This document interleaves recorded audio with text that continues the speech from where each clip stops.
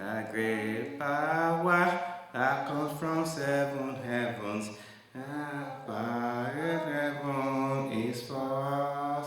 Ẹ̀tànmọ́lẹ̀ òtítọ́, ẹ̀yin màlàíkà mímọ́. Ẹ̀tànmọ́lẹ̀ òtítọ́, ẹ̀yin màlàíkà mímọ́. Ògo ni fún Baba, ògo ni fún Ọmọ. Ẹ̀tànmọ́lẹ̀ òtítọ́, ẹ̀yin màlàíkà mímọ́. Ògo ni fún orúkọ rẹ̀. 'Cause he's the devil and works his hands. 'Cause he's the devil and all the works of his hands. Father has caused him, and Son has caused him. 'Cause he's the devil and all the works of his hands. 'Cause all of his works. Hallelujah. Hallelujah. Hallelujah.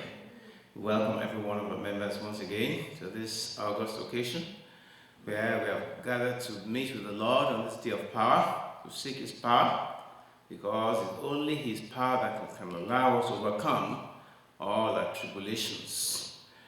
It doesn't matter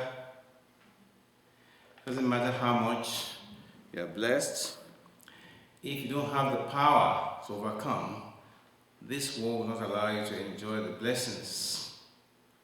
So this is why we need the power, because Satan would try to take away anything you have. You need the power to overcome him. Remember, Jesus Christ told his apostles to wait in Jerusalem until they were imbued with power from on high. And that's what they did.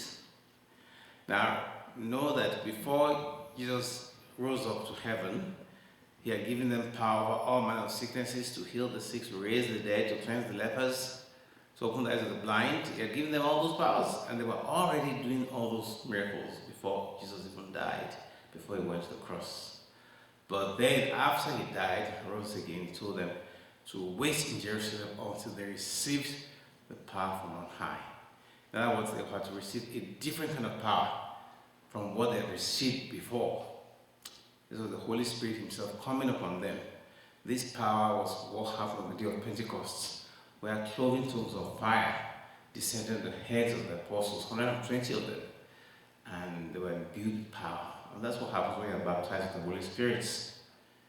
You are soaked, immersed in the Holy Spirit, and you're given the power to cast out demons, to heal the sick, to raise the dead, to when you eat poison, it will not hurt you. That's the kind of power you and I constantly seek from God when we come to this service. And this evening we're reading from the book of Deuteronomy.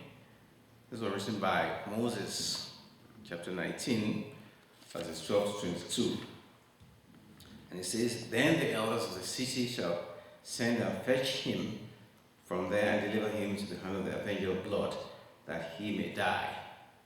That was the first verse. So it's referring to something that had been going on before this verse. Now, how do we know what's been going on?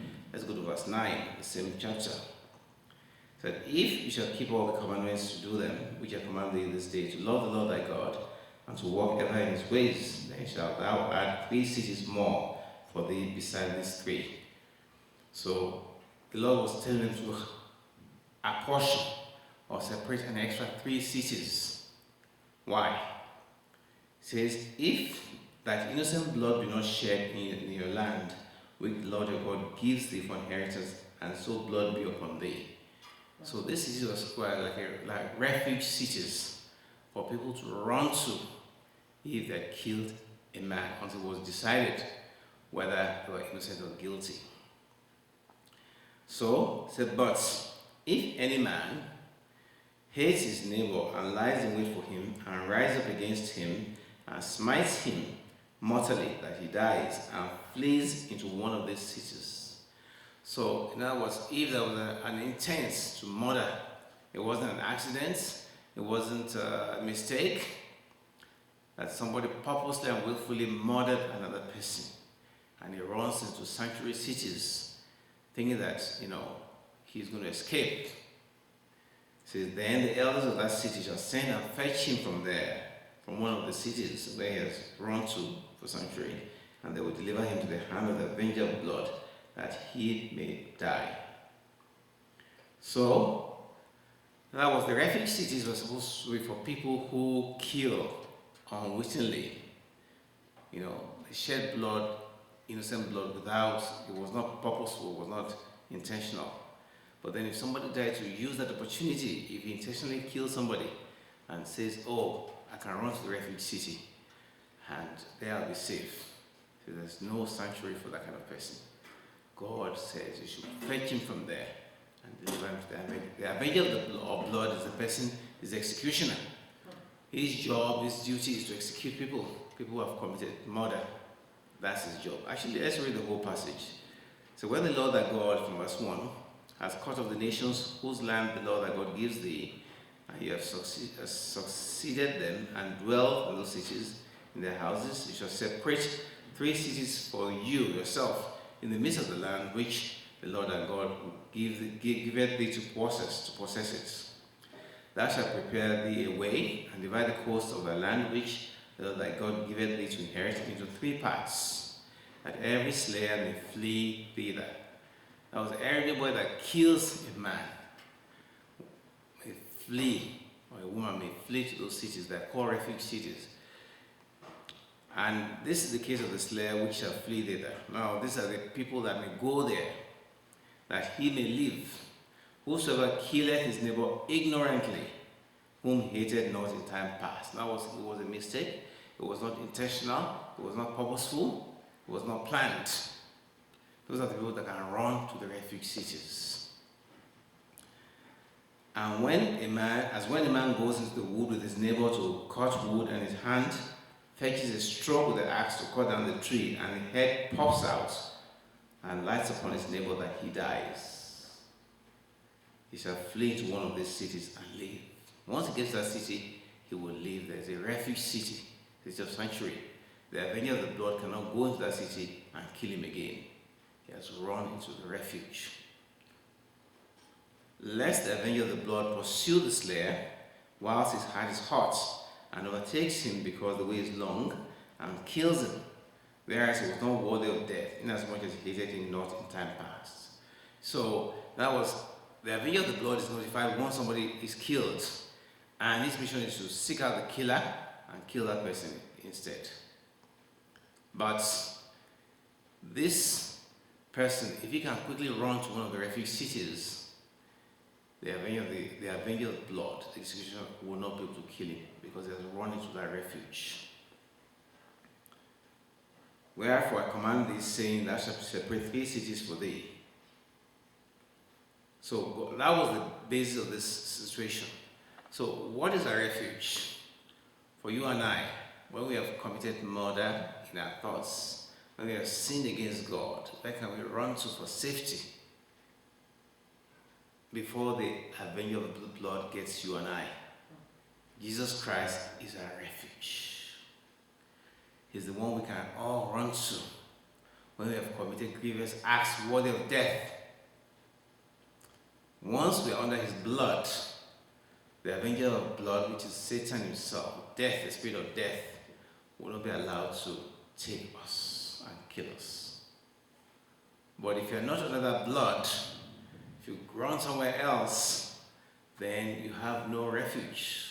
Or if you purposely kill somebody and you didn't repent, then you cannot really run to that blood, that safety of Jesus Christ. You must repent first.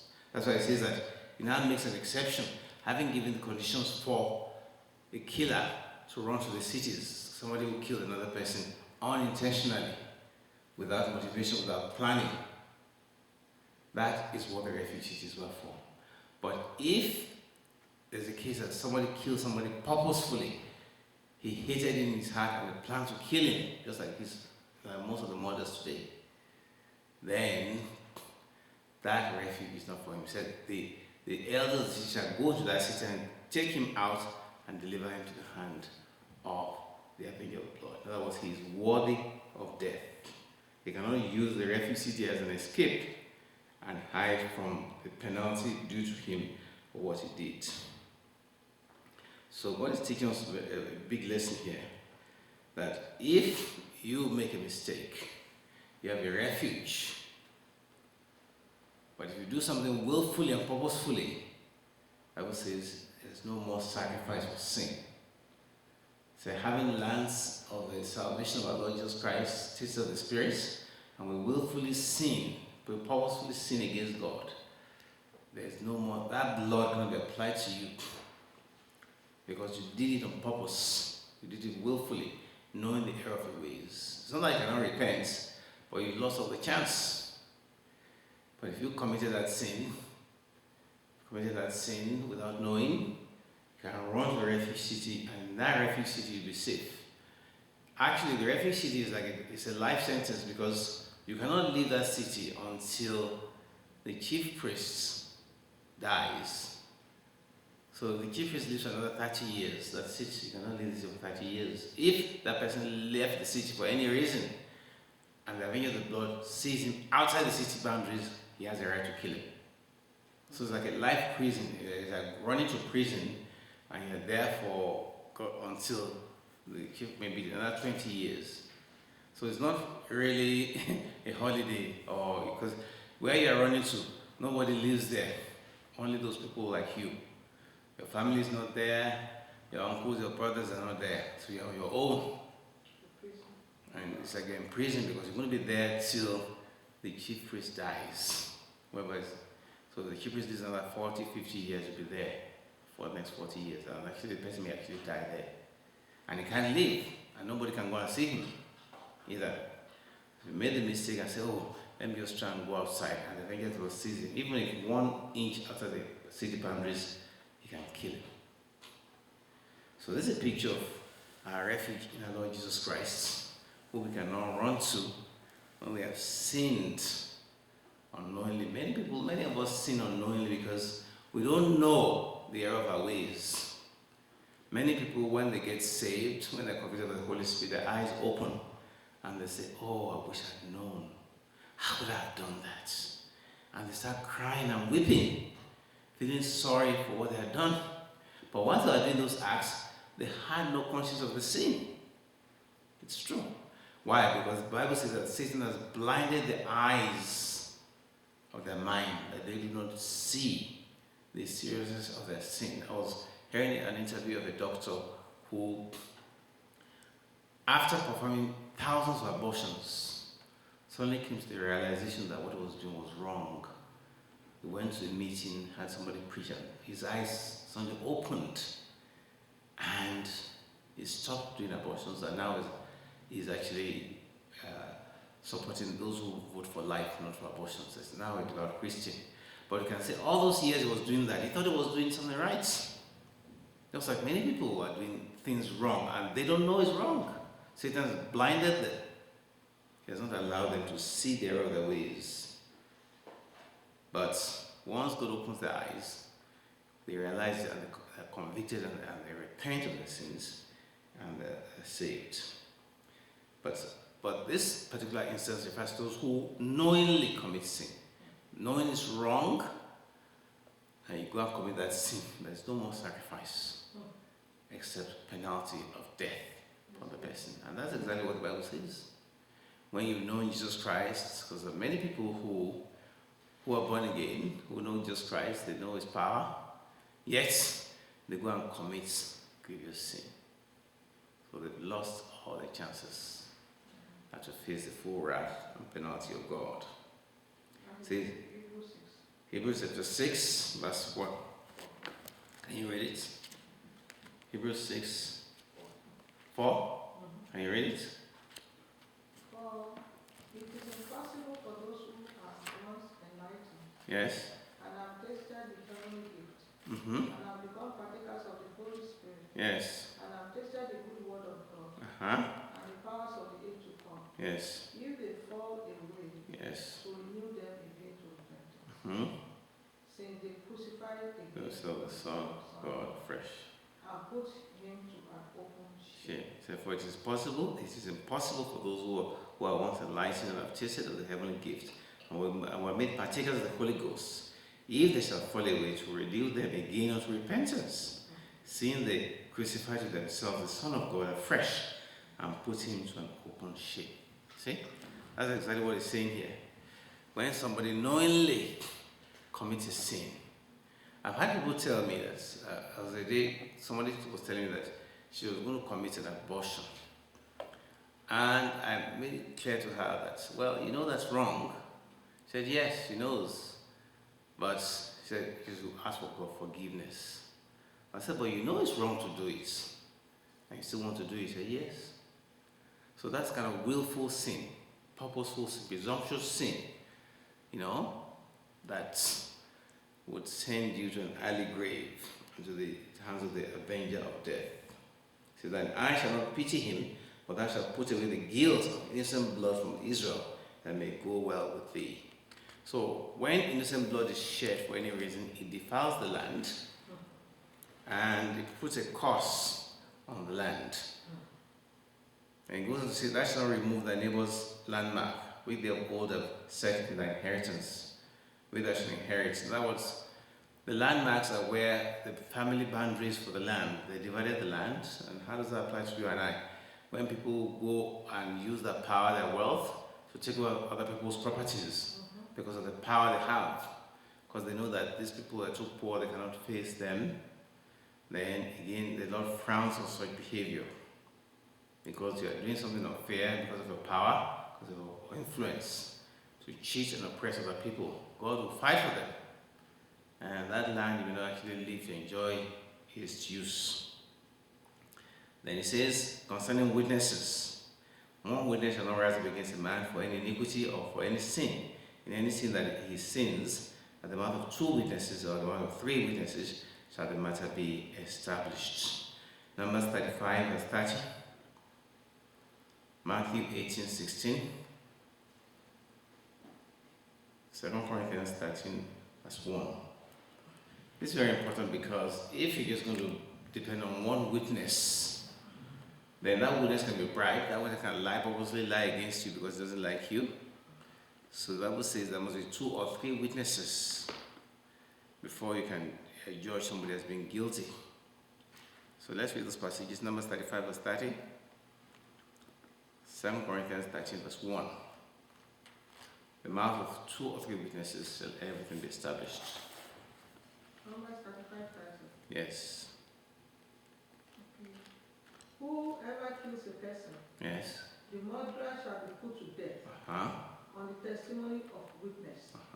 But one witness is not sufficient. Yes. Testimony against a person for death penalty. One witness is not sufficient. There must be at least 2 or 3.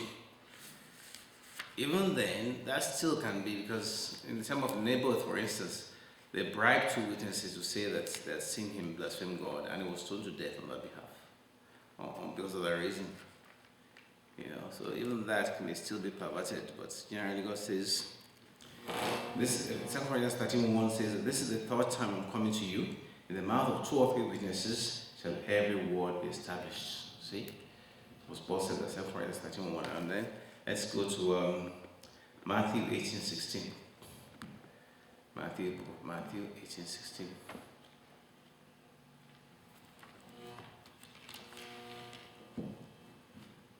Okay. 18:16. Yes.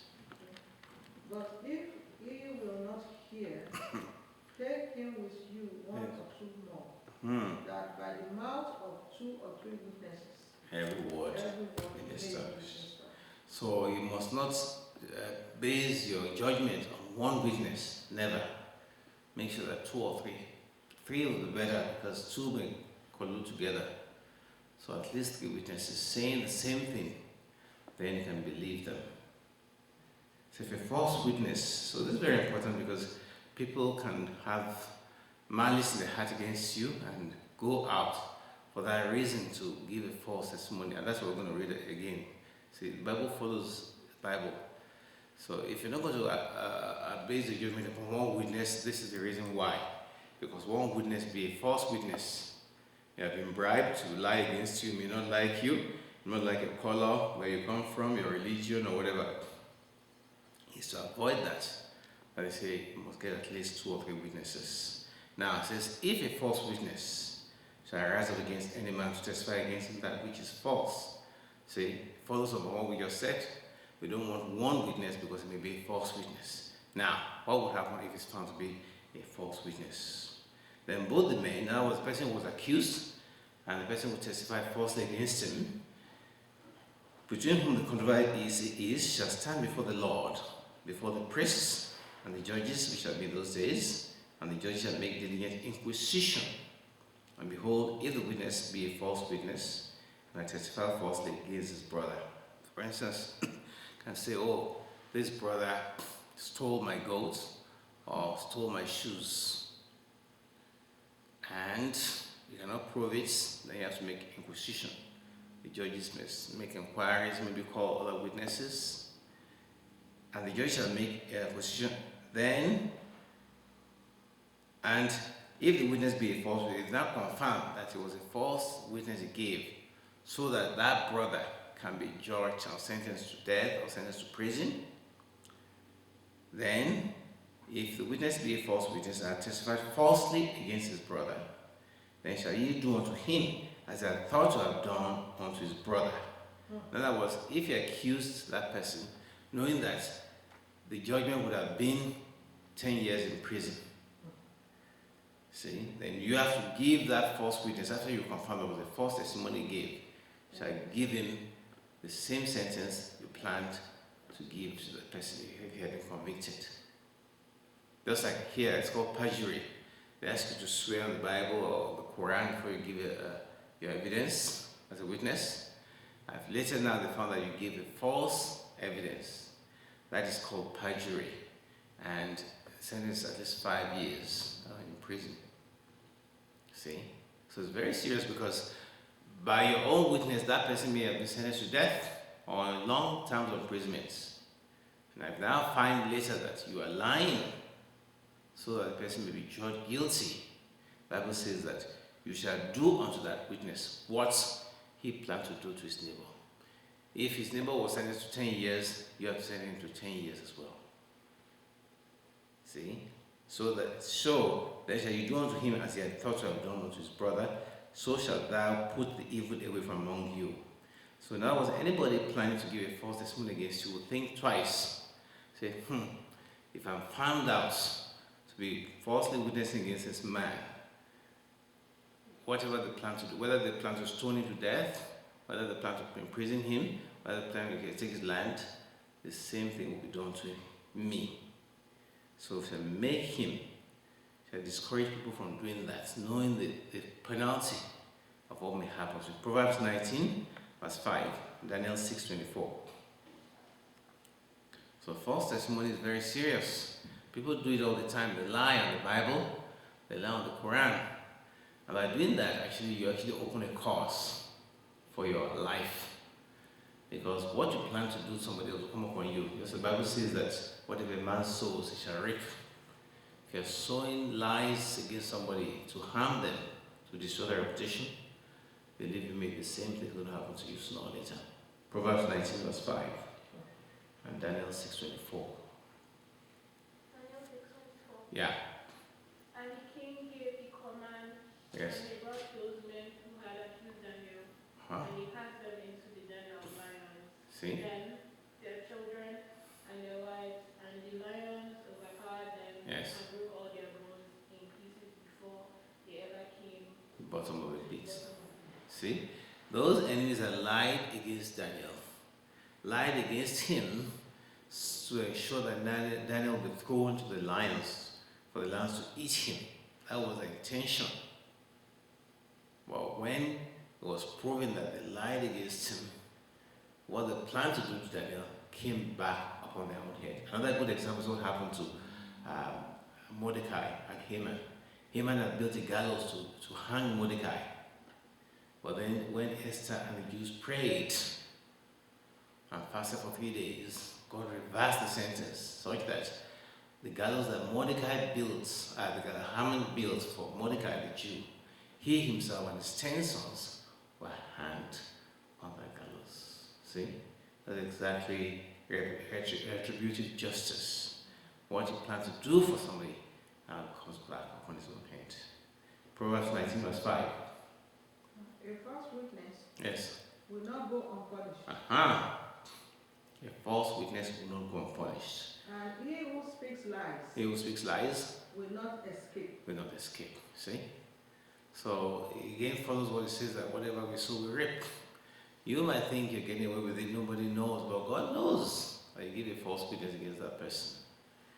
And immediately you open the door for a curse comes into your life, because whatever you plan to do to that man, you yourself are going to suffer the same fate. So shall I put the evil away from among you, and those which remain shall hear and fear, and shall henceforth commit no more any such evil among you. Supposed to do an example, to put that person as an example. And thine eye shall not pity, but life shall go for life, eye for eye, tooth for tooth, hand for hand, foot for foot. In other words, whatever they plan to do to that man, the same will be done to the person who falsely gave testimony against him. So that should teach everybody not to give false testimony.